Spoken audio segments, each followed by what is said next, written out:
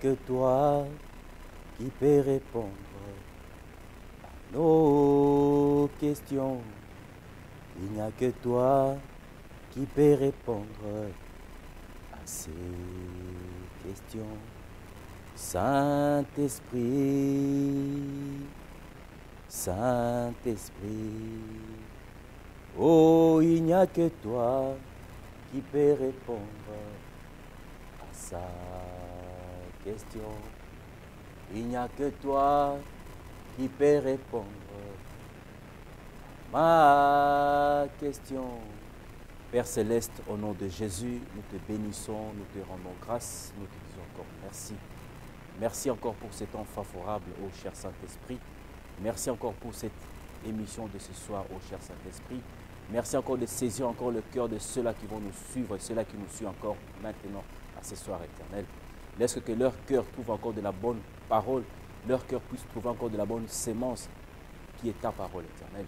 Laisse que nos intelligences soient encore stériles et soient encore captifs à l'obéissance de ta parole éternelle. Laisse que, ô Dieu Tout-Puissant, car nous sommes juste un simple instrument par lequel toi seul, cher Saint-Esprit, tu ne fais qu'utiliser. Laisse que ton nom soit encore élevé, soit encore magnifié. Amen. Shalom, bien-aimés, shalom, vous tous qui êtes déjà branchés et connectés, fidèles à votre chaîne, qui est la télévision La Foi en Jésus-Christ, l'Église au milieu du village. Car dans cette chaîne, vous connaîtrez la vérité et la vérité vous affranchira parce que la vérité libère. Nous voici encore dans notre émission qui est l'école de la vie profonde avec le Saint-Esprit. Bel et bien avec votre frère, l'évangéliste Jacques Lisette. Alors, nous sommes à la suite de notre thème que nous avions pu commencer l'émission passée ou la semaine passée, précisément le vendredi passé. La question nous a été posée de savoir, est-ce en Christ sommes-nous dans la malédiction héréditaire? Nous avions pu développer le vendredi passé, mais aujourd'hui nous acheminons encore avec cette pensée. Merci déjà vous qui avez appelé, merci déjà vous qui avez réagi positivement et merci aussi, nous attendons aussi quelque part aussi vos critiques, vos conseils, afin que nous puissions bien exceller par rapport à cette émission. Parce que seul le Saint-Esprit et seul le manager de cette émission, nous ne faisons qu'obéir à sa parole. Nous sommes en train d'acheminer notre émission d'aujourd'hui par rapport à notre thème. Est-ce en Christ sommes-nous dans la malédiction héréditaire? Nous avons parlé dans Exode chapitre 20, versets 1 à 5, que j'aimerais à ce que nous puissions encore relire pour suivre notre deuxième volet de ce soir. Nous lisons dans Exode chapitre 20, versets 1 à 5. Parce que nous avions dit que est-ce en Christ sommes-nous dans la malédiction héréditaire? Déjà, nous avions répondu la semaine passée qu'en Christ, nous ne sommes plus dans la malédiction héréditaire. Pourquoi? Parce que nous sommes en train de répondre sur base de ces questions par rapport à la parole de Dieu. Je lis au nom du Seigneur, Exode 20, versets 1 à 5. Je lis au nom du Seigneur et je vous recommande aussi d'ouvrir la Bible avec nous pour que nous essayions un peu de vérifier ce qui est écrit dans la parole de Dieu. Je lis au nom du Seigneur. Exode chapitre 20, versets 1 à 5. Je lis au nom du Seigneur. Alors Dieu prononça toutes ces paroles en disant, « Je suis l'Éternel ton Dieu qui t'a fait sortir du pays d'Égypte, de la maison de servitude. Tu n'auras pas d'autre Dieu devant ma face. Tu ne te feras point d'image taillée, ni de représentation quelconque, des choses qui sont en haut dans les cieux, qui sont en bas sur la terre, et qui sont dans les eaux plus bas que la terre. Tu ne te prosterneras point devant elles, et tu ne les serviras point.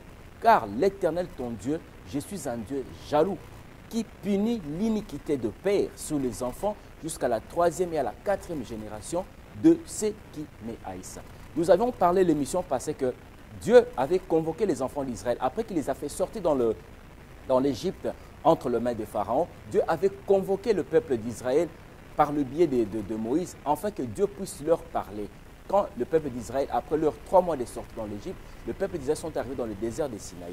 Et voici la recommandation que Dieu donna au peuple d'Israël, qu'ils ne doivent pas se faire des images taillées et ils ne doivent pas aussi se prosterner sur, ne doivent pas aussi servir d'autres dieux et se prosterner sur ces images taillées par rapport à ces faux dieux. Et l'Éternel Dieu dit qu'une fois que vous n'allez pas respecter, Dieu fait descendre l'iniquité. Dans le verset 5, Dieu dit, car je suis un Dieu jaloux, et vous allez comprendre que le petit Dieu qu'on a parlé dans Dans le verset 4, c'est le petit Dieu avec le DX et le petit D majuscule que Dieu est lui-même, le Père céleste, le créateur du ciel et de la terre.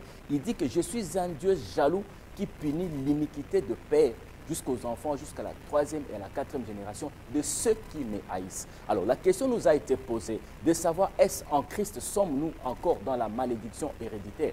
Parce que qu'est-ce que nous faisons depuis que nous avons cru et reçu Jésus?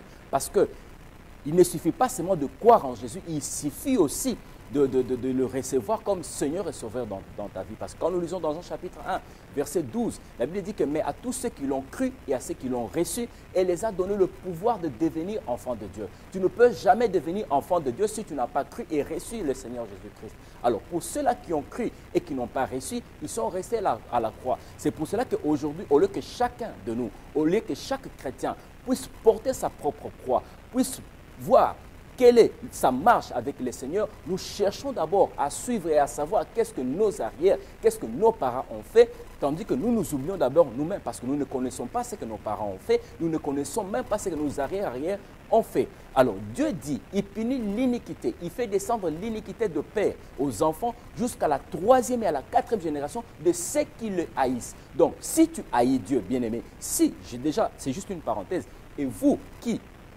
vous n'allez plus à l'église parce que normalement, on ne quitte jamais l'église. Parce qu'on peut quitter l'église locale, mais on ne peut jamais quitter l'église corps du Christ. Vous qui avez quitté l'église, soi-disant peut-être par rapport à des déceptions, suite peut-être par rapport à beaucoup de choses, mais soi-disant vous haïssez Dieu. Savez-vous que quand vous haïssez Dieu, dites-vous que Dieu, une fois que vous l'haïssez, il va faire descendre l'iniquité de père aux enfants de la 3e à la 4e génération. Parce que Dieu le précise bien dans le verset 5 qu'il punit l'iniquité de père sur les enfants jusqu'à la 3e à la 4e génération de ceux qui les haïssent. Mais si tu aimes ces dieux-là, dans le verset 6, il dit il fait miséricorde jusqu'à 1000 générations à ceux qui aiment et qui gardent ses commandements. Donc Dieu fait miséricorde jusqu'à 1000 générations. Parce que quand on parle de la 3e à la 4e génération, donc si on peut prendre en termes thématiques, donc je vois mon grand-père, je vois mon père, je vois moi et je vois mes enfants.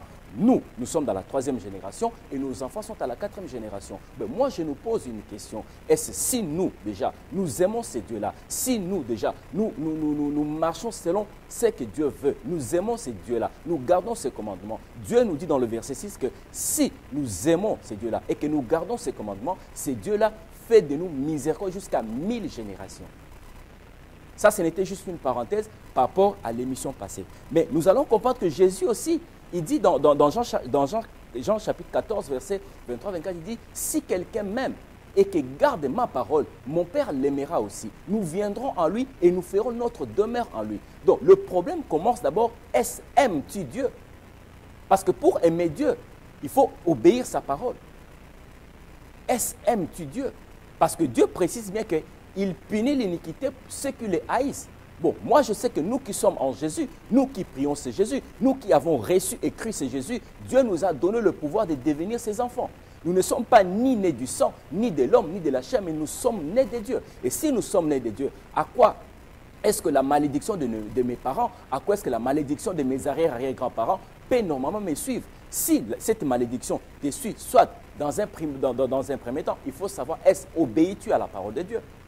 C'est que la parole de Dieu te demande, est-ce que obéis-tu à cette parole? Aimes-tu Dieu? Parce que pour aimer quelqu'un, il faut respecter cette personne, il faut obéir à cette personne. Et nous sommes en train de continuer par rapport à ceux-là qui à chaque fois ils cherchent l'iniquité de leur père, qui à chaque fois ils cherchent l'iniquité de ses arrière-grands-parents. Mais en Dieu, Dieu a fait descendre nos iniquités en Christ. Parce que la question nous est posée, est-ce en Christ sommes-nous encore dans la malédiction héréditaire? J'aimerais que nous puissions, maintenant c'est notre suite de l'émission d'aujourd'hui, nous lisons Ésaïe 53, versets 5 à 6. Ésaïe 53, versets 5 à 6, j'aimerais que vous les lisez avec moi. Je lis au nom du Seigneur. Ésaïe 53, versets 5 à 6. Mais il était blessé par nos péchés. Ça, c'est Christ. Il était blessé par nos péchés, brisé pour nos iniquités. Brisé pour nos iniquités, le châtiment qui nous donne la paix est tombé sur lui. Et c'est par meurtrissure que nous sommes tous guéris. Et le verset 6 dit ceci. Nous étions tous errants comme des brebis. Chacun suivait sa propre voie. Et l'Éternel a fait retomber sur sur lui l'iniquité de tous. Le verset 6, il dit, Dieu dit, le prophète Ésaïe dit, nous étions tous comme des brebis errants. Chacun suivait sa propre voie. Mais en Christ, au travers de la croix de Jésus, Christ nous a réconciliés avec le Père. Et sous la croix de Golgotha, Dieu il a fait tomber l'iniquité de tous sur Christ. Si déjà c'est Jésus à qui vous et moi nous avions cru, si réellement, je parle de réellement, si nous ne sommes pas des chrétiens qui sommes restés à la croix, si nous ne sommes pas des chrétiens formalistes, si nous ne sommes pas des chrétiens juste parce que nous sommes chrétiens, mais nous ne vivons pas notre vie chrétienne, si nous ne sommes pas des chrétiens sensuels, si nous ne sommes pas ces chrétiens qui vivent cette vie divine, cette vie du Saint-Esprit qui est maintenant en nous, dont la Bible dit que ce n'est plus nous qui vivons, mais c'est Christ qui vit en nous. Si ce Dieu-là a fait tomber l'iniquité de tous en Jésus, à quoi t-il est-ce si nous maintenant, au lieu d'abord de se charger de notre propre croix, au lieu d'abord de chercher, marchons-nous dans l'obéissance de la parole de Dieu? Est-ce que marchons-nous dans la sanctification? Est-ce que marchons-nous selon ce que la voix de Dieu nous demande? Au lieu de commencer d'abord à chercher l'iniquité de mes parents, l'iniquité de mes arrière-grands-parents. Or, la Bible nous dit ici dans Isaïe 53, versets 5 à 6, le verset il dit, nous tous, nous étions comme des brebis errants. Chacun suivait sa propre voie. Mais Christ nous a réconciliés au travers de la croix de Jésus, au travers de la croix de Golgotha. Et je continue. Et l'Éternel a fait retomber sur lui l'iniquité de tous. Moi, je ne sais pas quelle est l'iniquité, frères et sœurs, que vous cherchez. Je ne sais pas quelle est l'iniquité que toi tu es en train de chercher à briser, l'iniquité que tu es en train de chercher à couper, l'iniquité que tu es en train de chercher à demander que Dieu puisse chercher à pardonner tes arrière-arrière et tes parents. Non. Nous sommes en train de vivre parce que chacun doit porter sa croix. Si mes parents, si mes arrière-grands-parents ont haï Dieu, parce que Dieu le précise bien, il fait tomber l'iniquité de père aux enfants de la 3e et à la 4e génération de ceux qui le haïssent. Vous et moi, j'en suis sûr que nous n'haïssons pas Dieu. Nous n'haïssons pas Dieu. Parce que quand vous lisez dans Exode 20, verset 1 à 5, dans le verset 6, Dieu précise bien, mais il fait miséricorde. Dieu fait miséricorde. Dieu pardonne. Dieu sanctifie ceux-là qui l'aiment et qui gardent ses commandements. Donc, il faut aimer et garder le commandement de Dieu pour que Dieu te fasse miséricorde jusqu'à 1000 générations. On doit suivre ce que Dieu nous dit ou on doit aller à l'encontre de ce que Dieu ne nous dit pas? Dieu ne force jamais personne. Dieu donne toujours à l'homme le libre choix, le libre arbitre à ce que l'homme puisse choisir. Le oui et le non appartient à l'homme. Moi, j'ai choisi le 1000 générations parce que j'aime ces dieux-là. J'aime marcher selon l'obéissance de la parole de Dieu. Si Dieu a fait retomber en Christ toutes nos iniquités, en Christ toutes nos iniquités, nous qui l'avons reçu, nous qui avons cru en ce Jésus, et que Christ a porté toutes nos iniquités. Quelles sont les iniquités que nous sommes en train de chercher parce que nous nous disons que nous sommes dans la malédiction héréditaire, le mal, les choses que nos parents ont commis, les choses que nos arrière-grands-parents ont commis et que ça doit retomber encore sur nous. Peut-être à moins que vous n'avez pas reçu ce Jésus parce que je parle réellement. Les personnes qui ont vraiment reçu réellement ce Jésus. Réellement ce Jésus. Bien-aimés, il est temps que nous puissions revoir notre marche avec le Seigneur. Il est temps que nous puissions revoir notre marche avec Christ. Est-ce qu'avons-nous vraiment cru et reçu ce Jésus? Parce que si avons-nous cru et reçu ce Jésus, nous allons comprendre que nous n'allons plus marcher selon ce que nos arrière-grands-parents ont fait. Nous n'allons plus marcher selon ce que nos parents ont fait. Mais nous allons marcher par rapport à notre vie quotidienne, par rapport aux actes que nous nous posons. Par rapport aux actes que nous nous posons. Mais vous allez comprendre que Dieu ne punit pas. Dieu ne punit pas, c'est mal, Dieu ne nous punit pas à cause de nos pères. Dieu nous punit par rapport à nos péchés. Dieu nous punit par rapport à nos péchés. Nous allons lire Deutéronome 24, verset 16. Deutéronome chapitre 24, verset 16. Dieu ne nous punit pas à cause de nos pères. Dieu nous punit et nous fait mourir par rapport à nos péchés à nous. Si nous passons notre temps, des années et des années, en train de crier, en train de pleurer par rapport aux iniquités, par rapport aux péchés que nos parents ont commis, par rapport à tout ce que nos arrière ont fait, mais qu'en est-il? Quel est le jour que nous aussi, qui va maintenant prier pour nous? Ça sera jusque de descendance en descendance. Si moi aujourd'hui, si nous actuellement, nous qui sommes dans la 3e génération, nous prions, nous cherchons ce que nos arrière-grands-parents ont fait, alors nos enfants aussi vont aussi prier pour nous. Et nos enfants et les enfants de nos enfants vont commencer aussi à prier pour nous par rapport aux actes que nous faisons. Chacun doit porter sa croix. Chacun doit savoir et se positionner de là où il est par rapport aux choses de Dieu. Dieu ne nous punit pas par rapport aux iniquités de nos parents. D'ailleurs, il faut les haïr pour que Dieu puisse faire retomber l'iniquité de tes parents. Mais si tu aimes ces dieux-là, Dieu te fait miséricorde jusqu'aux 1000 générations. Peuple de Dieu, il est temps que nous puissions nous réveiller. Il est temps que chacun comprenne qui comprenne et qui sache là où il est par rapport à sa marche avec le Seigneur. Par rapport à sa marche avec le Seigneur. Marchons-nous selon la voie de Dieu? Marchons-nous selon la volonté de Dieu? Marchons-nous selon l'obéissance de la parole de Dieu? Qu'est-ce que la parole de Dieu nous dit? Qu'est-ce que la parole de Dieu nous interdit? Qu'est-ce que la parole de Dieu nous demande à ce que nous puissions faire? Le pouls de l'Église est en train de venir. Il va nous trouver toujours en train de chercher d'abord ce que nos parents ont fait, ou il doit chercher d'abord à savoir si nous, qui sommes là, est-ce que nous portons notre croix afin que nous puissions le suivre? Dieu ne nous punit pas à cause de nos parents. Dieu ne nous punit pas par rapport à ce que nos arrière-grands-parents ont fait. Dieu nous punit, nous, par rapport à nos défauts, par rapport à nos péchés. Nous allons lire Deutéronome 24, verset 16. Je lis au nom du Seigneur. Deutéronome chapitre 24, verset 16. On ne fera point mourir le père pour les enfants. Et l'on ne fera point mourir les enfants pour le père. On fera mourir chacun pour son péché. Est-ce en Christ sommes-nous dans la malédiction héréditaire, bien-aimés? Au lieu de chercher d'abord quel est le péché mignon que tu as, que nous avions, que nous chérissons tous, quelle est la voie, au lieu de suivre la voie de Dieu, au lieu de suivre la voie de Jésus, mais nous suivons la voie de maman. Bien-aimés, qu'on se pose la question, si ce qui nous arrive aujourd'hui, c'est parce que nous avions renversé l'ordre établi par Dieu, soit nous avions choisi un chemin que Dieu ne nous a pas mis sur ces chemins. Dieu nous punit par rapport à nos péchés. Deutéronome 24, verset 16 nous dit ici, on ne fera point mourir le père pour les enfants. Si mon père a fait tel acte, ce n'est pas à cause de mon père que moi je vais mourir. Non, c'est la parole de Dieu qui dit ici. Deutéronome 24, verset 16. Lisez avec moi et vérifiez les Écritures avec moi. On ne fera point mourir le père pour les enfants et l'on ne fera point mourir les enfants pour le père. Ce que je pose comme acte aujourd'hui, ça n'engage que moi. Ça ne pourra jamais engager mes enfants. La croix que je porte aujourd'hui, les actes que je pose aujourd'hui, c'est les actes c'est moi seul qui va porter ces actes. Ce ne sera pas ni mes enfants.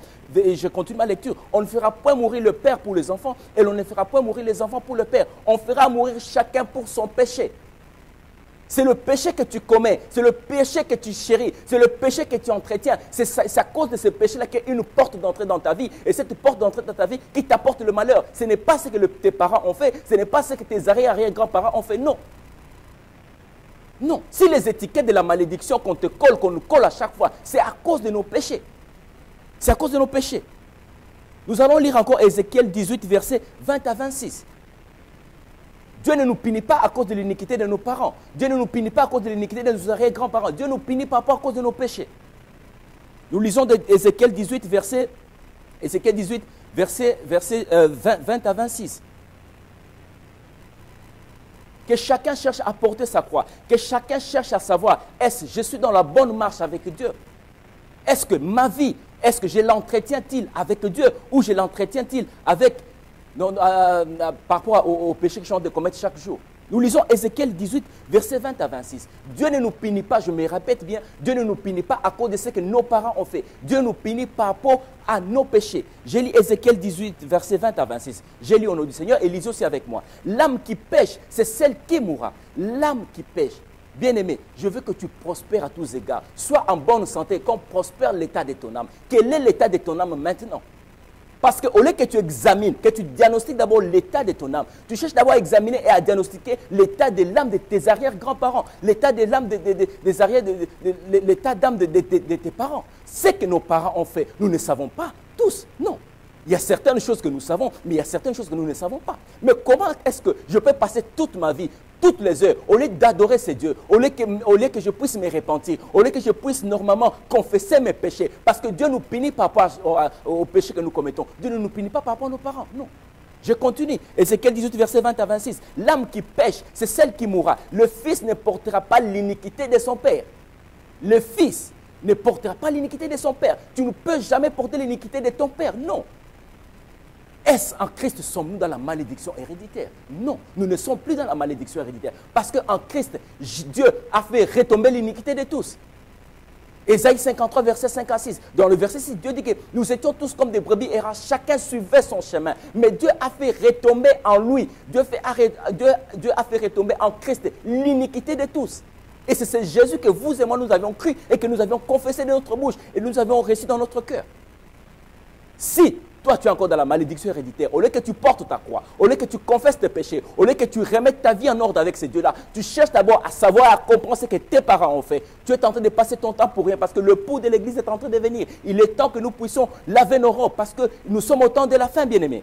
Je continue ma lecture. L'âme qui pêche, c'est celle qui mourra. Le fils ne portera pas l'iniquité de son père et le père ne portera pas l'iniquité de son fils. Ézéchiel 18, versets 20 à 26. La justice des justes sera sur lui et les méchancetés du méchant sera sur lui. Quelle est la justice que toi tu fais? La Bible nous précise, le fils ne portera pas l'iniquité de son père.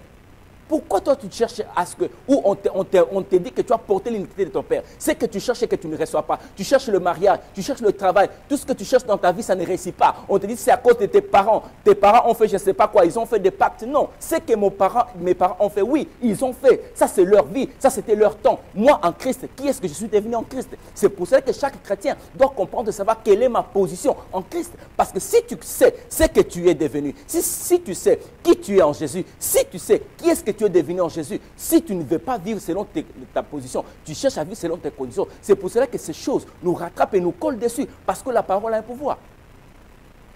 Le fils ne portera pas l'iniquité de son père. Nous sommes dans Ézéchiel 18, versets 20 à 26. Vérifiez les Écritures avec moi. Le fils ne portera pas l'iniquité de son père et le père ne portera pas l'iniquité de son fils. La justice du juste sera sur lui. La justice du juste sera sur lui. Et la méchanceté du méchant sera sur lui. Et le verset 21, si le méchant revient à tous les péchés qu'il a commis, s'il observe toutes mes lois et pratique la droiture et la justice, il vivra et il ne mourra pas. Il ne mourra pas. Dieu nous punit par rapport à nos péchés. Dieu nous punit par rapport à ce que nous commettons. Dieu nous punit par rapport à notre vie que nous menons sur cette terre. La vie que Dieu a établie pour l'homme sur cette terre, ce n'est pas la vie qu'aujourd'hui nous bénéficions, non. Pourquoi? Parce que nous avions renversé l'ordre établi par Dieu. Pourquoi? Parce que nous avons mis la charrue devant le bœuf. Non. Qu'en est-il de l'œuvre de la croix? Qu'en est-il cette œuvre que Christ s'est faite chair? Il est venu habiter avec l'homme. Il est venu s'asseoir avec l'homme pour comprendre qui était l'homme. Parce que l'homme avait tourné le dos à Dieu. Et sommes-nous encore dans la malédiction héréditaire? L'âme qui pêche, c'est celle qui mourra. Le fils ne portera pas l'iniquité de son père et le père ne portera pas l'iniquité de son fils. La justice du juste sera sur lui et la méchanceté du méchant sera sur lui. Je continue ma lecture. Si le méchant revient de tous le péché qu'il a commis, si le méchant revient de tous le péché qu'il a commis, quel est le péché que tu as commis? Quel est le péché que nous avions commis? Quel est le péché que nous avions commis? S'il observe toutes mes lois et pratique la droiture et la justice, il vivra et il ne mourra pas. S'il observe mes lois et pratique la droiture, si tu observes la loi de Dieu, si tu observes le commandement de Dieu, si tu observes la parole de Dieu et que tu appliques la droiture et la justice, tu vivras, mais tu ne mourras pas. Ça, ce n'est pas les parents. Ici, on ne parle pas de parents. Non. Si ta vie ne marche pas bien, bien-aimé, revois ta vie. Revois ta vie, pardon. Revois ta marche. Revois, est-ce que tu marches dans la droiture? Est-ce que nous marchons dans la justice de Dieu? Est-ce que nous observons les lois de Dieu? Est-ce que nous marchons dans la droiture de Dieu? Ce n'est pas nos parents. Non, arrêtons, bien-aimés. C'est la même Bible qui nous enseigne.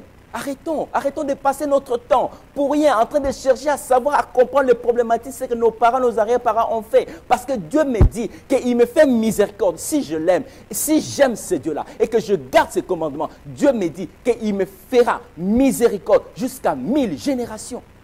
Jusqu'à 1000 générations. Mes enfants, la miséricorde commence d'abord par moi, à mes enfants, jusqu'à mes enfants, mes enfants, mes enfants, mes enfants. Bon, entre la 3e et la 4e génération et 1000 générations, qu'est-ce que tu choisis? Parce qu'entre 3 et 4e génération, Dieu punit l'iniquité par rapport à ceux-là qui les haïssent et Dieu fait miséricorde jusqu'à 1000 générations. 1000 générations. Qu'est-ce que nous choisissons? Nous choisissons le 1, le 3 et 4 ou nous choisissons le 1000? Or, tout en sachant que dans Isaïe 53, verset 6, Dieu a fait retomber l'iniquité de tous en lui, en Jésus, en Christ. En Christ. Et le verset 22, toutes les transgressions qu'il a commises seront oubliées. Il vivra à cause de la justice qu'il a pratiquée. Ce que je désire, est-ce que le méchant meurt? Ce que Dieu désire, est-ce que le méchant meurt? Non. Dieu ne désire pas que le méchant meure. Dieu ne désire pas que nous puissions mourir, que nous puissions aller à l'enfer. Non. Dieu veut à ce que nous puissions nous repentir. Si tu confesses tes péchés et que tu les délaisses, tu obtiens miséricorde. Revois un peu ta vie. Ce n'est pas tes parents, bien-aimés. Ce n'est pas tes parents. Revoyons notre vie. Revoyons notre marche avec Dieu. Est-ce marchons-nous dans la droiture avec ces dieux-là? Est-ce obéissons la voix de Dieu? Obéissons la parole de Dieu? Est-ce que nous aimons ces dieux-là? Ce n'est pas à cause d'une déception, ce n'est pas à cause d'un homme de Dieu que tu es déçu, que tu ne veux plus prier. Non, non, non. Parce que pour que le diable t'achève, il va d'abord te faire sortir dans le milieu des saints pour mieux t'achever. Non. Aimons-nous Dieu? Quand on aime une personne, on respecte cette personne, on obéit à cette personne. Nous obéissons la voix de Dieu, nous obéissons la parole de Dieu. Et le verset 24, la Bible dit, si le juste se détourne de sa justice et commet l'iniquité, s'il imite toutes les abominations du méchant, vivra-t-il? Toute sa justice sera oubliée parce qu'il est livré à l'iniquité et au péché. À cause de cela, il mourra. Dieu nous punit par rapport à nos péchés, bien-aimés. Dieu nous punit par rapport à nos péchés. Et toi qui haïs Dieu, bien-aimé, toi qui ne vas plus à l'église, parce qu'on t'a dit des choses sur un homme de Dieu, parce qu'on t'a parlé sur des choses, parce qu'un des chrétiens, un des fidèles t'a critiqué, je ne sais pas. Bien-aimé, es-tu venu pour prier pour un homme de Dieu ou es-tu venu prier pour ce Jésus qui t'a ramassé dans la boue, qui a lavé tes péchés? Aimons-nous Dieu, bien-aimé? Aimes-tu Dieu? Pour que tu gardes ses commandements et que tu marches dans la justice et que tu marches dans la droiture, pour que tu puisses vivre, pour que tu ne meurs pas. Dieu nous punit par rapport à nos péchés. Dieu nous punit par rapport à nos péchés. Nous allons lire Psaume 45, verset 20. Nous allons lire Psaume 45, verset 20. Dieu nous punit par rapport à nos péchés. Et toi qui haïs Dieu, regarde ce que Dieu te dit. Nous lisons dans Psaume 145, verset 20. L'Éternel garde tous ceux qu'il aime et il détruit tous les méchants. Psaume 145, verset 20. L'Éternel garde tous ceux qu'il aime. Il garde tous ceux qu'il aime. L'Éternel garde tous ceux qu'il aime. Et il détruit tous les méchants. Est-ce vous à qui nous allons tous à l'église? Est-ce aimons-nous Dieu ou nous sommes méchants contre la parole de Dieu? Ou nous sommes là juste pour critiquer? Ou nous sommes là juste pour parler du mal des serviteurs de Dieu? Ou nous sommes juste là pour parler du mal des autres fidèles? Bien-aimés, vous qui restez à la maison, bien-aimés, vous qui, c'est bien de rester à la maison, c'est bien de ne plus lire la Bible, c'est bien de ne plus obéir à la voix de Dieu, mais il y aura un jour que nous serons tous, que nous allons tous comparaître devant le Seigneur, que tous nous allons comparaître devant ces dieux-là, et ils vont nous poser des questions. Et il nous posera des questions. Il est temps que nous puissions reprendre notre marche avec ces dieux-là. Il est temps que nous puissions obéir à sa parole. Il est temps que nous puissions marcher dans la droiture de la parole de Dieu. Il est temps que nous puissions confesser nos péchés. Parce que Dieu nous punit, Dieu nous fait mourir à cause de nos péchés. À cause de nos péchés. Nous lisons Deutéronome 7, verset 10. Deutéronome chapitre 7, verset 10. Toi qui haïs Dieu, moi je ne haïs pas Dieu, moi j'aime Dieu, moi j'obéis, je cherche à marcher dans la sanctification, je cherche à obéir la parole de Dieu, je cherche à être juste devant ces dieux-là. Et une fois que je marche dans la droiture de ces dieux-là, une fois que je marche dans la justice de ces dieux-là, Dieu ne va pas me faire mourir. Par contre, Dieu fera de moi miséricorde jusqu'à 1000 générations. Deutéronome 7, verset 10. Deutéronome chapitre 7, verset 10. Lisez avec moi et vérifiez les Écritures avec moi. Dieu fait des représailles. Vous qui haïssez Dieu, vous, votre cœur est endurci. Vous qui ne veulent plus écouter même pas la voix de Dieu. Vous qui ne veulent même plus écouter la parole de Dieu. Regarde ce que Dieu vous dit, bien-aimés. Regarde ce que Dieu vous dit. Ne nous conformons plus au siècle présent, mais soyez renouvelés par l'intelligence. Bien-aimés, nous sommes en Europe, bien sûr, mais ne vivons pas comme les gens de l'Europe. Ne vivons pas comme les gens de l'Europe. N'endurcissons pas nos cœurs. Si vous entendez ma voix, n'endurcissez pas vos cœurs, bien-aimés. Nous sommes au temps de la fin. Nous sommes au temps de la fin. Il est temps que nous puissions vivre chacun à sa position. Vivre sa position en Christ et non pas vivre selon les conditions du monde. Regarde le représailles que Dieu fait par rapport à ceux qui les haïssent, par rapport à ceux qui les détestent. Détester Dieu, c'est quand tu ne sais pas lire sa parole, quand tu ne sais pas obéir sa parole, quand tu ne sais pas marcher selon sa parole. Ça, c'est haïr Dieu. Haïr Dieu, ce n'est pas blasphémer Dieu, mais le fait que tu ne sais pas lire la parole de Dieu, le fait que tu ne marches pas selon l'obéissance de la parole de Dieu, tu haïs ces dieux-là. Et Dieu fait des représailles. Nous lisons dans Deutéronome 7, verset 10. J'ai lu au nom du Seigneur. Mais il lui use des représailles. Dieu use des représailles envers ceux qui les haïssent. Et si vous lisez dans le verset 9, j'aimerais que nous puissions lire Deutéronome chapitre 7, verset 9, pour entrer dans le verset 10, pour mieux comprendre. Sachez donc, c'est l'Éternel ton Dieu qui est Dieu. C'est Dieu fidèle, garde son alliance et sa miséricorde jusqu'à 1000 générations envers ceux qui l'aiment et qui observent ses commandements.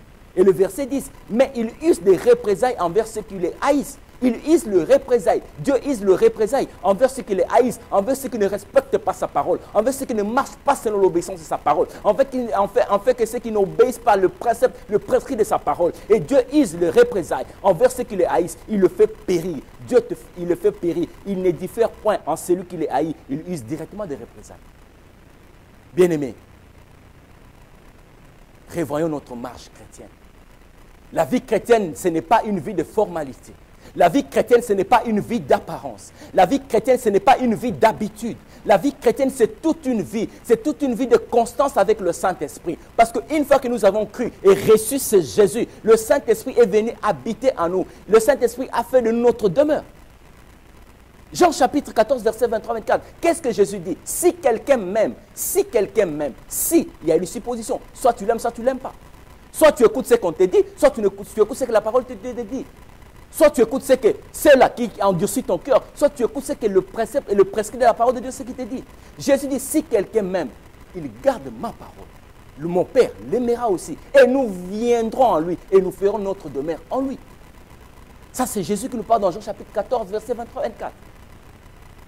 Bien-aimés, obéissons à la parole de Dieu. Obéissons au commandement de Dieu. Obéissons au commandement de Dieu. Dieu ne nous fait pas périr, Dieu ne nous fait pas mourir par rapport à nos parents, non. Par rapport aux actes que nous posons, par rapport aux péchés que nous commettons. Par rapport aux péchés que nous commettons. Sommes-nous dans la malédiction héréditaire? Non. Nous allons lire Lamentation 5, versets 7 à 9. Lamentation de Jérémie. Nous allons lire Lamentation de Jérémie, chapitre 5, versets 7 à 9. Je sais que c'est là où on s'assoit plus sur ces versets. Lamentation chapitre 5, versets 7 à 9, j'ai lu au nom du Seigneur. Ça, c'est les lamentations de Jérémie. Oh, au début du livre de Jérémie, Dieu a dit à Jérémie, je te connaissais. Dieu connaissait le prophète Jérémie avant qu'il ne soit formé dans le ventre de sa mère. Avant qu'il ne soit formé dans le ventre de sa mère. Même certains moments de la vie de Jérémie, le prophète Jérémie avait oublié le plan de Dieu, le dessein de Dieu qu'il avait entre les mains de Dieu. Et maintenant, c'est sur ces versets que nous captivons les enfants de Dieu. Lamentation chapitre 5, verset 7 à 9. Qu'est-ce que le prophète Jérémie dit? Nos pères ont péché. Nos pères ont péché, ils ne sont plus là. Et c'est nous qui portons la peine de leur iniquité. Bien-aimés, j'avais dit cette émission, ce n'est pas une émission de... Ce thème, je ne critique pas. Je suis en train d'analyser. Nous sommes en train d'analyser avec vous. Allons-nous suivre ce qui est bien ou ce qui est mal? C'est comme Dieu. Dans Deutéronome 30, 19, Dieu dit, il prend le ciel et la terre en témoin. Il met devant toi l'homme, la vie et la mort, la malédiction et la bénédiction. Mais Dieu te dit, choisis la vie pour que tu vives, toi et ta postérité. Allons-nous choisir la mort ou allons-nous choisir la vie? C'est ça le problème. Doit-on toujours choisir les versets qui nous captivent, qui nous ramènent dans la captivité, ou doit-on choisir les choses qui produisent la vie en nous? Ou par rapport à notre expérience? Si moi, homme de Dieu, j'ai eu des expériences où peut-être, par exemple, ceux-là qui ont été dans la magie, ceux-là qui ont été dans beaucoup de choses, est-ce que doit-on prendre nos expériences du dehors, du monde, pour l'appliquer maintenant dans la parole de Dieu, pour commencer maintenant à parler de ces choses? Pourquoi allons-nous pas parler de l'œuvre de Christ? Pourquoi allons-nous pas parler de la croix de Jésus? Pourquoi allons-nous pas parler du salut? Et la Lamentation 5 de Jérémie nous parle, il dit, nos pères ont péché, nos pères ont péché, ils ne sont plus. Et c'est nous qui portons la peine de leur iniquité. Des esclaves dominent sur nous et personne ne nous délivre de leurs mains. Nous cherchons notre pain au péril de notre vie devant l'épée du désert. Bien-aimés, ça fait notre quotidien, ces versets de Lamentation 5, versets 7 à 9. Ça fait notre quotidien. Ce n'est pas parce que tu n'as pas du travail. Ce n'est pas parce que tout ce que tu cherches et que tu ne sais pas trouver et que tu dois retomber tout ça sur tes parents. Non. Je sais, c'est la Bible qui dit. Mais qu'est-ce qu'Ézéchiel 18, verset 20 à 26, il dit? Est-ce que doit-on punir le père pour le fils? Ou doit-on faire périr le père pour le fils? Et doit-on faire périr l'enfant pour le père? À cause de leur iniquité. C'est à vous de juger, c'est à vous de comprendre. C'est à vous de comprendre. Et Dieu, il répond lui-même, Jérémie, lui-même le prophète Jérémie, il nous répond encore dans Lamentation 5, verset 16. Lui-même le prophète Jérémie, qui nous parle dans Lamentation 5, verset 7 à 9, il dit, nos pères ont péché, ils ne sont plus. C'est là où on s'attelle. Comme nos parents ont péché, ils ont fait je ne sais pas quoi, ils n'ont pas obéi à Dieu, ils ne sont plus, et c'est nous qui portons maintenant la peine de leur iniquité. C'est ça même notre doctrine dans nos églises. Nous passons du temps et du temps et du temps en train de chercher, en train de briser, de casser, je ne sais pas quoi. Et en guise de cela, on vous demande les offrandes de rachat. On vous demande des offrandes de réparation. Quelle offrande de réparation? Quelle offrande de rachat, bien-aimé? Nous sommes au temps de la fin. Quelle est l'offrande de la rachat qui dépasse l'œuvre de la croix, qui dépasse la croix de Jésus? Qui dépasse la croix de Jésus? Ce sont des choses qu'on nous captive à l'église. Ce sont des choses, bien-aimés. Il est temps que nous puissions nous réveiller. Il est temps que nous puissions nous réveiller. Il est temps que nous puissions lire la Bible et comprendre la Bible, comprendre le contexte dans lequel, pourquoi est-ce que le prophète Jérémie s'est lamenté dans Lamentation 5, verset 7 à 9. Il dit, nos pères ont péché, ils ne sont plus.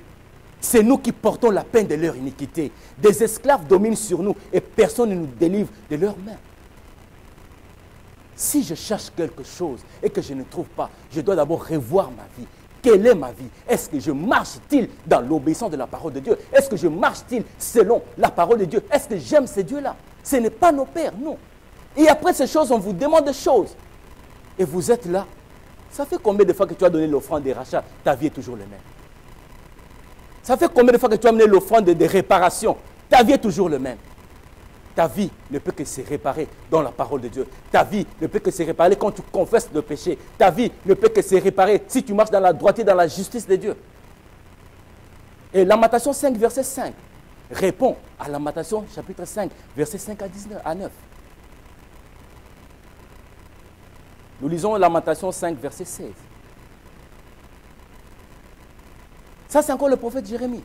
Il dit, la couronne de notre tête est tombée, malheur à nous, parce que nous avons péché. Dieu nous punit par rapport à nos péchés. Dieu ne nous punit pas par rapport à ce que nos parents ont fait.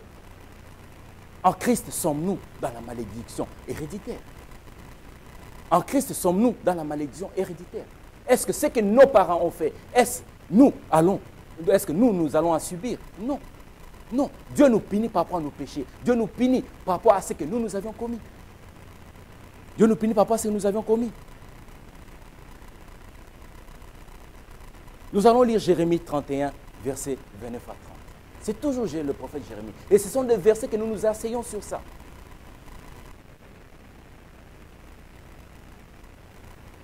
Jérémie 31, versets 29 à 30. Jérémie 31, lisez avec moi, bien-aimés, ayez le temps de vérifier les Écritures. Jérémie 31, versets 29 à 30. Dieu dit qu'il fait descendre l'iniquité des parents, de la 3e à la 4e génération, de ceux qui les haïssent. De ceux qui les haïssent. Moi, je me pose une question. Est-ce nous en Christ, nous qui l'avons reçu et nous qui avons cru en lui, est-ce haïssons ces dieux-là, haïssons Jésus pour que Dieu fasse tomber l'iniquité des parents de la 3e à 4e génération? Non. Et comment est-ce que Dieu pourra faire descendre ces iniquités si nous faisons des images taillées et si nous nous prosternons devant ces idoles? À moins que vous le faites, d'accord, mais moi, je ne le fais pas. Nous lisons Jérémie 31, versets 29 à 30. En ce jour, on ne dira plus, les pères ont mangé des raisins verts et les dents des enfants ont été agacées. Mais chacun mourra par sa propre iniquité. Tout homme qui mangera des raisins verts, ses dents en seront agacées. C'est toujours le même prophète Jérémie, qui à un moment de sa vie, il s'est lamenté. Mais c'est lui-même qui répond encore sur ces versets de Lamentation 5, versets 7 à 9. Il dit, en ce jour-là, on ne dira plus, en ce jour aussi, on ne dira plus que le père a mangé des raisins verts et les dents des enfants ont été agacées. Non, ce n'est pas parce que mes parents ont fait je ne sais pas quoi. Oui, ils ont fait leurs choses. Mais moi, en Christ, qu'en est-il? Si réellement, moi, en Christ, je vis selon ma position, je vis ce que la parole de Dieu me dit, Et que Dieu m'a donné le pouvoir d'être son fils. Une fois que je l'ai cru et que je l'ai réussi, il m'a donné le pouvoir d'être enfant de Dieu, lequel je suis né de Dieu. Je ne suis pas né ni du sang, ni de l'homme, ni de la chair, mais je suis né de Dieu. Je vis selon la position, selon la parole de Dieu. Je ne vis pas selon les iniquités de mes parents. Je ne vis pas selon ce que mes parents ou mes arrière-grands-parents ont fait. Je vis selon ce que je suis en Christ. Mais si Dieu me fait punir, c'est à cause de mes péchés. C'est à cause de ce que je fais. C'est à cause de ma désobéissance, de sa parole. En ce jour, on ne dira plus le Père, on mangeait des raisins verts et les dents des enfants ont été agacées. Mais chacun mourra pour sa propre iniquité. Jérémie 31, versets 29 à 30. Pourquoi ta vie ne marche pas? Ce n'est pas tes parents, ce n'est pas tes arrière-grands-parents. C'est à cause de ta propre péché, c'est à cause de ta désobéissance. Revois ta vie, revoyons nos vies bien-aimées, revoyons nos vies. Est-ce que marchons-nous dans la droiture de la parole de Dieu? Marchons-nous dans l'obéissance de la parole de Dieu? Marchons-nous dans la justice de Dieu pour que nous puissions vivre? Mais chacun mourra pour sa propre iniquité. Tout homme qui mangera des raisins verts, ses dents en seront agacées. Que chacun porte sa croix. Que chacun porte sa croix. Si moi, je suis de la 3e génération, je fais passer tout mon temps en train de briser, de chercher d'abord ce que mes parents, mes arrière-grands-parents ont fait. Donc mes enfants aussi en feront aussi de même avec moi. Parce que moi, j'ai reçu Jésus. Moi, je prie, je sers mon Dieu. Et mes enfants maintenant, qu'est-ce qu'ils vont dire à Dieu? Mes enfants, quand ils vont grandir, qu'est-ce qu'ils vont dire à Dieu? Ils vont chercher à briser les iniquités parce que moi, je sers Dieu, moi, j'aime Dieu. Bien-aimés, revoyons notre marche avec le Seigneur. Avons-nous reçu et avons-nous crié en c'est Jésus? Avons-nous reçu, avons-nous crié en c'est Jésus? Non pas seulement tu passes ton temps en ça et on te redemande encore les offrandes. Que Dieu vous bénisse. Et je continue. Voici les jours viennent, dit l'Éternel, où je ferai avec la maison d'Israël et la maison de Juda une nouvelle alliance. Non comme l'alliance que j'ai traitée avec leur père, le jour où je les ai saisis par la main pour les faire sortir du pays d'Égypte. L'alliance qu'ils ont violée, quoique je fisse leur maître, dit l'Éternel. Mais voici, je ferai avec la maison d'Israël. Voici, Dieu fait l'alliance avec toi maintenant. Après ces jours-là, je mettrai ma loi au-dedans d'eux, je l'écrirai dans leur cœur et je serai leur Dieu et ils seront mon peuple. Dans le verset 34, il dit, celui-ci n'enseignera plus son prochain, ni celui à son frère, en disant, connaissez l'Éternel, car tous me connaîtront. Depuis le plus petit jusqu'au plus grand, dit l'Éternel, car je pardonnerai leur iniquité et je ne me souviendrai plus de leurs péchés. De leurs péchés. Si nous passons notre temps en train de chercher ce que nos parents ont fait, qu'en est-il maintenant le jour où nous allons passer notre propre temps à nous, en train de confesser nos propres péchés, nos propres iniquités à nous, en train de se repentir? Quand? Quand? Que chacun se charge sa croix. Que chacun porte sa croix pour suivre Jésus. Que chacun cherche à revoir sa vie. Que chacun cherche à marcher selon l'obéissance de la parole de Dieu. Nous lisons Ézéchiel 18, verset 1 à 4. Nous sommes tous dans notre terre. Est-ce en Christ sommes-nous dans la malédiction héréditaire? J'espère que l'émission passée, avec la suite de cette émission, avec les versets bibliques que nous sommes en train de vous donner, bien aimés, nous sommes en train de comprendre parce qu'on doit changer notre mentalité. Comme déjà, Paul nous dit dans Romains, on doit renouveler notre intelligence. On doit renouveler notre intelligence. On ne doit pas nous conformer au siècle présent. Ça fait combien de temps, ça fait combien d'années que nous nous asseyons dans ces choses, mais notre vie ne change pas. Non pas seulement que nous posons ces actes, nous allons même trop loin en donnant des enveloppes de réparation, je ne sais pas tout ce qu'on donne là, mais notre vie est toujours le même. C'est-à-dire qu'il y a un problème. On doit changer, c'est notre péché. Dieu nous punit par rapport aux actes que nous posons. Et si une fois que nous nous repentons, si une fois que nous confessons nos péchés, si une fois que nous marchons selon l'obéissance de la parole de Dieu, parce que Dieu dit, il aime, donc il fait miséricorde jusqu'à 1000 générations de ceux qu'il aime et de ceux qui gardent ses commandements. Mais il fait descendre l'iniquité de père aux enfants, de la 4e et la 3e génération, de ceux qui les haïssent. Vous et moi, nous n'avons pas haï Dieu. Non, je ne sais pas. Vous et moi, nous n'avons pas haï Dieu. Moi, j'aime Dieu. Et moi et mes enfants et ma famille, nous aimons Dieu. Et une fois que nous aimons Dieu, Dieu fait de nous miséricorde jusqu'à 1000 générations. 1000 générations. 1000 générations. Nous lisons Ézéchiel 18. Ézéchiel 18, verset 1 à 4. Nous sommes en train de terminer déjà. C'est un thème qui fait couler beaucoup d'encre, mais le peu de temps que le Seigneur nous a donné, nous cherchons un peu à partager avec vous. J'ai lu au nom du Seigneur Ézéchiel 18, verset 1 à 4. La Bible dit ceci. Pourquoi dites-vous ces proverbes dans le pays d'Israël? Les pères ont mangé des raisins verts et les dents des enfants ont été agacées. Si mes parents mangeaient les raisins verts, si mes parents ont commis des actes horribles, si mes parents ont commis des actes qui n'ont pas plu à Dieu, comment nous, enfants, aujourd'hui, nous qui sommes en Jésus, nous qui avons reçu ce Jésus, nous qui avons confessé ce Jésus, Romains 19, nous qui vivons maintenant selon la position de ce Jésus, comment est-ce que ces choses-là doivent être encore sur moi? J'ai lu au nom du Seigneur. Pourquoi dites-vous ces proverbes dans le pays d'Israël? Le père a mangé des raisins verts et les dents des enfants ont été agacées. Je suis vivant, dit le Seigneur éternel. Vous n'aurez plus lieu de dire ces proverbes en Israël. Voici, toutes les âmes sont à moi, l'âme du Fils comme l'âme du Père. L'une et l'autre sont à moi. L'âme qui pêche, c'est celle qui mourra. L'âme qui pêche, c'est celle qui mourra. L'âme qui pêche, c'est celle qui mourra. Ce n'est pas l'iniquité de nos parents. Ce n'est pas l'iniquité de nos arrière-grands-parents. Non, c'est ce que nous posons comme acte. C'est ce qui nous fait périr. Et si la Bible dit que l'âme qui pêche, c'est celle qui mourra, bien-aimé, il est temps que nous puissions nous repentir. Il est temps que nous puissions confesser nos péchés et que nous puissions les délaisser, que nous puissions obtenir miséricorde devant ces dieux-là. Arrêtons, bien-aimé. Arrêtons, bien-aimé. Nous sommes au temps de la fin. Que chacun se charge de sa croix. Que chacun cherche à se charger de sa croix. Nous complétons encore notre avant-dernier verset de Job 21, versets 19 à 20. Nous sommes tous dans notre thème. Est-ce en Christ sommes-nous dans la malédiction héréditaire? Job 21, verset 29, verset 19, pardon, verset 19 à 20. Regarde ce que Job nous dit. Dans Job 21, verset 19 à 20. Est-ce le Fils que Dieu réserve le châtiment du Père? Mais celui que Dieu devrait punir pour qu'il les sente, c'est celui qui devait contempler sa propre ruine. C'est lui qui devrait boire la colère du Tout-Puissant. Je relis, est-ce le Fils que Dieu réserve le châtiment du Père? Parce que nous nous disons que ce que nous faisons aujourd'hui, si notre vie ne marche pas bien, si ce que nous cherchons et que nous ne savons pas l'obtenir, c'est à cause de ce que nos parents ont fait. Mais nous oublions que les actes que nous posons présentement, les actes que nous avions posés, que nous allons peut-être poser dans le futur, ce sont ces actes qui nous rattrapent, ce sont ces actes qui nous condamnent, ce sont ces actes qui font à ce que nous ne marchons pas selon l'obéissance de la parole de Dieu. C'est ce qui fait à ce que ce que nous cherchons, nous ne l'obtenons pas. Pourquoi? Parce que nous n'arrivons pas à comprendre et à savoir le pourquoi est-ce que nous ne l'obtenons pas. Pourquoi? Parce que nous sommes en train de pécher. C'est à cause de nos propres péchés à nous que Dieu ne cherche pas à nous exaucer. Ce n'est pas à cause de nos parents. Arrêtons ces choses, bien-aimés. Non pas seulement que nous avions passé tout notre temps en train de briser, de chercher, de plaider nos parents qui sont déjà morts, que je ne sais même pas ce qu'ils ont fait, mais je passe tout mon temps en train de pleurer pour leur cause, mais à la fin, je donne encore les offrandes de réparation. Et ensuite, je ne vois rien.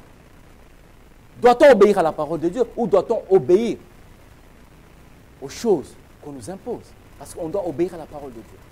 Est-ce pour le Fils que Dieu réserve le châtiment du Père?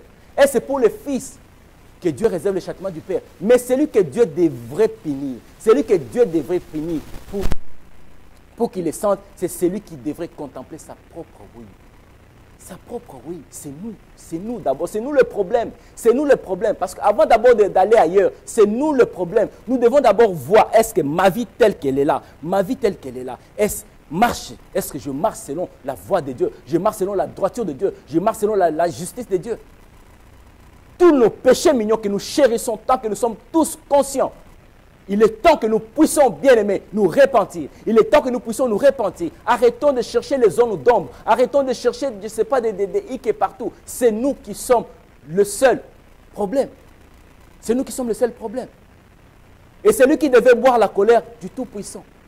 Et ce que nous posons comme acte, nous sommes en train de créer notre propre ruine, sans pour autant que nous le sachions. Et ce péché est en train de nous éloigner, le péché est en train de nous éloigner loin de ces dieux-là. Nous ne pouvons plus écouter Dieu. De la même façon que Adam et Ève, ils ont désobéi à Dieu. Ils ont obéi à cette voix de Satan qui s'est incarné dans les serpents. Adam et Ève, ils se sont éloignés de la voix de Dieu parce qu'ils écoutaient Dieu dans le jardin d'Éden. Mais nous, en Christ, notre position, c'est quoi? En Christ, nous pouvons maintenant écouter Dieu au travers du Saint-Esprit. Au travers du Saint-Esprit. Au travers du Saint-Esprit. Nous terminons avec notre dernier point. Notre assurance en Christ, que nous ne sommes pas dans la malédiction. Bien-aimés, en Christ, nous ne sommes pas dans la malédiction. En Christ, nous ne sommes plus dans la malédiction. Nous lisons Galates 3, versets 13 à 14. Nous commençons à cheminer notre émission. Nous lisons Galates 3, verset 13. Nous lisons Galates 3, versets 13 à 14. En Christ, nous ne sommes plus dans la malédiction. J'ai lu, on nous dit Seigneur. Galates chapitre 3, versets 13 à 14. Christ nous a rachetés de la malédiction de la loi. Christ nous a racheté de la malédiction de la loi. Dans les temps anciens, c'est la loi qui existait. Dieu a fait rassembler les enfants d'Israël par le biais de Moïse, qu'il devait leur parler de leur sortie d'Égypte après 3 mois qu'ils se sont retrouvés dans le désert de Sinaï. Dieu les avait dit que vous ne vous ferez plus des images taillées et vous n'allez pas vous prosterner devant ces dieux-là parce que c'est un Dieu qui est jaloux, qui punit l'iniquité. Ça, c'était la loi. Mais regarde maintenant ce qu'en Christ, nous répondons maintenant, nous sommes maintenant à la fin. En Christ, sommes-nous dans la malédiction héréditaire? Non. Moi, je ne suis pas dans la malédiction héréditaire. Mes enfants, ma famille, nous ne sommes plus même, pas ces peuples, plus dans la malédiction héréditaire. Regarde ce que Paul nous répond dans Galates 3, versets 13 à 14. Christ nous a rachetés de la malédiction de la loi, étant devenu malédiction pour nous, car il est écrit, maudit et quiconque est pendu au bois. Dans le verset 14, en fait que la bénédiction d'Abraham eut pour le païen son accomplissement en Jésus-Christ et que nous ressuscitions par la foi l'Esprit qui avait été promis. Christ nous a rachetés de la malédiction. Ce n'est pas l'offrande du rachat, ce n'est pas l'offrande de réparation, nos enveloppes blanches que nous cherchons à mettre je ne sais pas quoi dedans. Bien-aimés, ce n'est pas ça. Il n'y a pas le plus grand rachat de Christ au travers la croix de Golgotha. Il n'y a pas le plus grand rachat que cette œuvre de la croix. Il n'y a pas le plus grand rachat que d'accepter ce Seigneur Jésus-Christ comme Seigneur sauveur dans sa vie. Bien-aimés, je m'en vais vous demander. Je fais une demande solennelle. Toi qui n'as pas encore reçu Jésus, bien-aimé, écoute cette parole. Reçois Jésus-Christ comme Seigneur et Sauveur dans ta vie. Bien-aimé, tu y es sauvé. Tu seras sauvé. Tu ne vas plus marcher selon les conditions du monde, mais tu vas marcher selon la position en Christ. Regarde ce que Christ nous dit dans Galates 3, versets 13 à 14. En Christ, Christ nous a rachetés. Christ t'a racheté. Ce n'est pas les actes que nous posons, nos offrandes, je ne sais pas quoi, qui nous rachètent. Non. C'est par le sang de l'agneau, c'est par le sang de Jésus que nous sommes sauvés, que nous sommes justifiés, purifiés par nos péchés. Par nos péchés. Christ nous a rachetés de la malédiction de la loi, étant devenu malédiction. Étant devenu malédiction. Si nous lisons dans Ésaïe 53, verset 6, Dieu a fait retomber sur lui l'iniquité de tous. L'iniquité de tous a été retombée sur Jésus, sous la croix de Golgotha, sur cette croix qui nous a réconciliés avec Dieu, sur cette croix qui, le voile du temple était déchiré. Donc il y a maintenant cette relation entre fils et père. Entre fils et père. Entre fils et père. Entre fils et père. Nous lisons Colossiens 2, verset 14. Notre assurance en Christ. En Christ, nous ne sommes plus dans la malédiction héréditaire. Nous lisons Colossiens 2, chapitre 14. Colossiens chapitre 2, verset 14.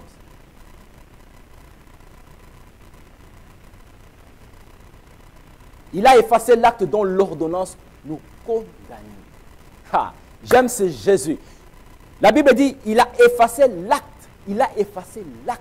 Quel est l'acte qu'on t'a imputé, bien-aimé? Étant même dans l'église, quel est l'acte qu'on t'a imputé? Cet acte qu'on t'a imputé en te disant que si ta vie ne marche pas, si ta vie ne roule pas, je ne sais pas bien, c'est à cause de tes parents, c'est à cause de tes arrière-arrière, je ne sais pas. Mais sache-le bien, au départ, si ta vie ne marche pas, cherche à entrer en conformité avec la parole de Dieu. Cherche à entrer à marcher dans la droiture avec ce Dieu-là. Cherche à marcher dans la justice de Dieu. Tu verras que ta vie va commencer à marcher. Confesse tes péchés, répands-toi. Tu vas voir que ta vie va commencer à marcher bien. Ta vie va commencer à marcher comme des roulettes. Mais la Bible dit, Christ a effacé l'acte de l'ordonnance nous condamnés et qui subsistait. Qu'est-ce qui subsiste encore dans ta vie? Quelle est cette zone d'ombre qui subsiste encore dans ta vie, bien-aimé? Quelles sont ces choses, ces étiquettes que le monde ou les hommes te collent ou t'amputent, bien-aimé? Es-tu réellement en Christ ou as-tu vraiment reçu Christ et Jésus ou tu es resté à la croix? Parce que si tu es resté à la croix, tu vas vivre le contraire de la croix. Mais si tu as accepté de mourir, si tu as accepté d'être enseveli avec ce Jésus, si tu as accepté de mourir et de ressusciter avec ce Jésus, et tu es devenu une nouvelle créature, dont les choses anciennes sont passées, et toutes choses sont devenues nouvelles. Qu'est-ce que tu cherches encore? Qu'est-ce que tu cherches encore dans Sodome et Gomorrhe? Pourquoi tu te retournes encore dans le passé? Qu'est-ce que tu cherches encore, bien-aimé? Parce qu'il a effacé, Christ a effacé l'acte dont les ordonnances nous condamnaient et qui subsistait contre nous. Il a effacé.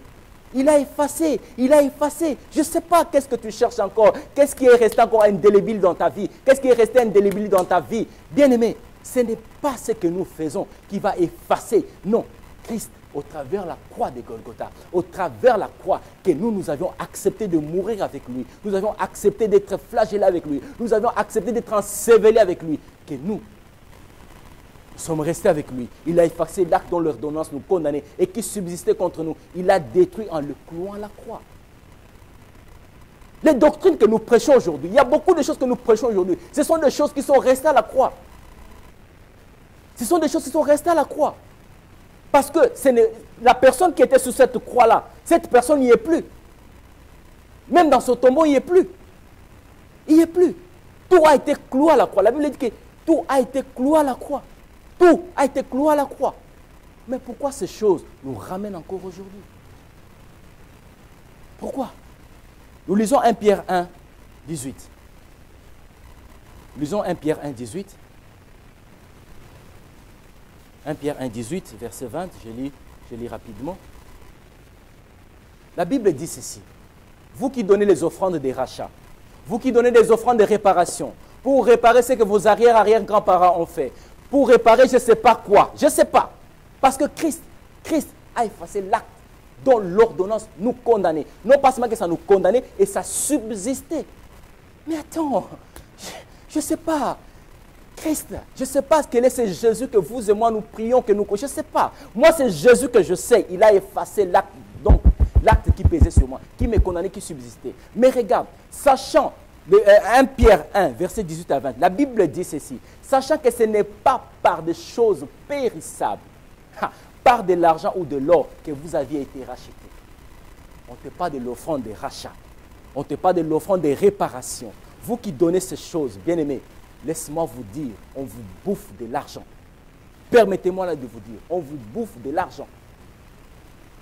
Ce n'est pas la Bible. Moi, je parle par rapport à la Bible. Je vous ai dit, c'est une émission d'analyse. Je ne suis pas venu critiquer, je ne suis pas venu critiquer quelqu'un ici. C'est la parole de Dieu. Il faut que la lumière jaillisse dans le ténèbre. Il faut que les écailles tombent. C'est la même Bible que nous, c'est la même Bible qui nous répond. Moi, je réponds par rapport à la Bible. Regarde ce que 1 Pierre 1, verset 18-20 a dit. Sachant que ce n'est pas par des choses périssables, pas de l'argent ou de l'or, que vous aviez été rachetés de la vaine manière de vivre que vous avez hérité de vos pères, mais par le sang précieux de Christ, comme d'un agneau sans faute et sans tache. Par le sang de Christ. Par le sang de Christ. Ce n'est pas par les offrandes de réparation. Ce n'est pas par les offrandes, je ne sais pas. Non, non, non et non et non. Il est temps que nous puissions nous réveiller. Il est temps que nous puissions nous réveiller. Sachant que ce n'est pas par des choses périssables, pas par de l'argent ou de l'or, que vous avez été rachetés de la vaine manière de vivre, que vous avez hérité de vos pères, mais par le sang précieux de Christ. Par le sang précieux de Christ. Par le sang précieux de Christ. Toi qui n'as pas encore reçu Jésus bien-aimé, reçois Jésus maintenant. Ouvre ta Bible dans Jean 3,16. La Bible dit, Dieu il a tant aimé le monde qu'il a donné son Fils unique, afin que quiconque croit en lui ne périsse point, mais qu'il ait la vie éternelle. Te voilà maintenant le temps, l'occasion t'est donnée, bien-aimé. Reçois Jésus comme Seigneur et Sauveur dans ta vie, pour que tu vives dans ta destinée, pour que tu hérites le royaume des cieux. Et Romains 19 dit, si tu confesses de ta bouche, j'aimerais que toi-même tu confesses, je n'aimerais pas confesser à ta place. Ouvre Romains 19, bien-aimé. Ouvre ça dans ta maison. Agenouille-toi. Donne ton cœur à Jésus. La Bible dit, si tu confesses de ta bouche, c'est toi qui vas confesser. Ce n'est pas moi, c'est toi qui vas confesser. Si tu confesses de ta bouche, le Seigneur Jésus, tu déclares devant le monde, tu déclares devant le péché, tu déclares devant Satan. Si tu confesses de ta bouche, le Seigneur Jésus, et si tu crois dans ton cœur que Dieu l'a ressuscité des morts, tu seras sauvé. Bien-aimé, si tu crois cette parole, tu es sauvé. Si tu marches dans l'obéissance de la parole de Dieu, tu seras sauvé. Si tu marches selon la droiture de la parole de Dieu, tu seras sauvé. Mais répentons-nous, répentons-nous, répentons-nous. Ce n'est pas à cause du péché de nos parents, ce n'est pas à cause de ce qu'ils ont fait que notre vie ne marche pas. Si notre vie ne marche pas, c'est à cause d'abord c'est de nous-mêmes. Que Dieu vous bénisse. Père Céleste, au nom de Jésus, je te bénis, je te rends grâce, je te dis merci. Merci pour la suite encore de ce thème éternel. Merci, cher Saint-Esprit, parce que nous l'avions acheminé avec toi et nous l'avions commencé encore avec toi. Laisse que cette parole trouve encore de la bonne sémence dans le cœur de chacun. Laisse que Dieu Tout-Puissant, que nous puissions encore nous repentir éternel. Nous puissions encore porter et se charger de notre croix afin que nous puissions encore te suivre. Il n'y a que toi qui peux répondre à nos questions. Il n'y a que toi qui peux répondre à nos questions. Père Céleste, au nom de Jésus. Amen. Soyez bénis. À la prochaine. Suivez-nous chaque vendredi à 21h avec votre émission L'école de la vie.